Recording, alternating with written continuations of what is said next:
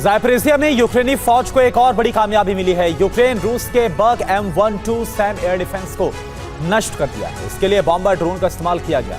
Air defence पर 3 प्रहार हुए। पहले हमले से सुरक्षा के लिए लगाई गई ग्रिल टूटी।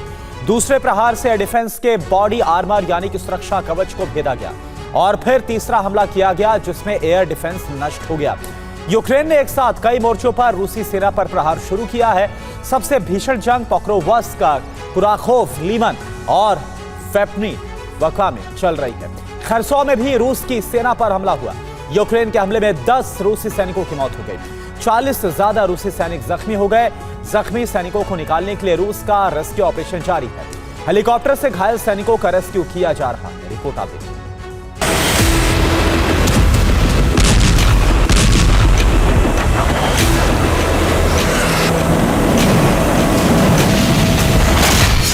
युद्ध की शुरुआत से ही यूक्रेन कई बार दुनिया को चौंका चुका है।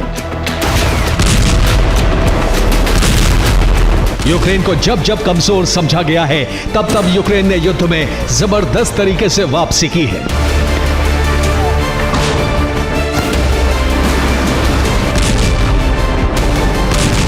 अब दावा किया जा रहा है कि यूक्रेन एक बार फिर दुनिया को हैरान करने वाला है।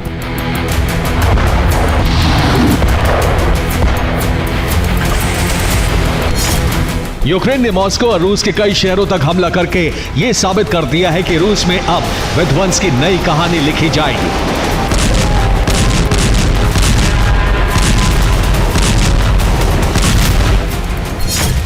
माना जा रहा है कि नेटो ने किसी सीक्रेट रूट से यूक्रेन तक हथियार पहुंचाया है।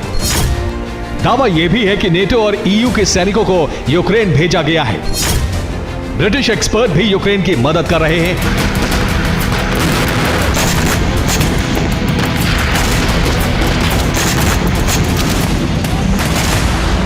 रूसी सेना जनवरी तक यूक्रेन को सरेंडर कराने के मिशन पर है, लेकिन माना जा रहा है कि बाइडेन की सरकार जाते जाते यूक्रेन को कई महीनों तक जंग में टिके रहने लायक बनाकर जाएगी।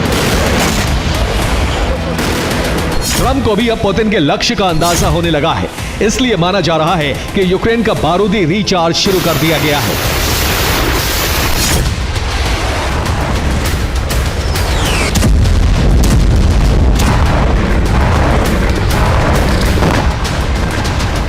सैनिकों की कमी को पूरा करने के लिए कई देशों से मदद ली जा रही है।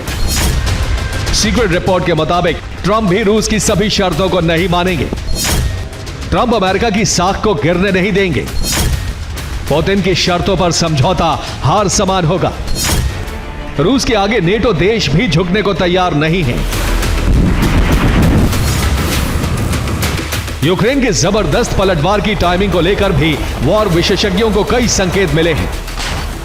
एक दिन पहले ही रूस की तरफ से ट्रंप के 2 आइडिया को सिरे से नकारा गया है। 2 आइडिया युद्ध विराम से जुड़े थे। इसलिए वॉर विशेषज्ञों को लग रहा है कि अमेरिका के आदेश के बाद ही यूक्रेन ने अपनी पूरी ताकत के साथ रूस पर प्रहार किया है।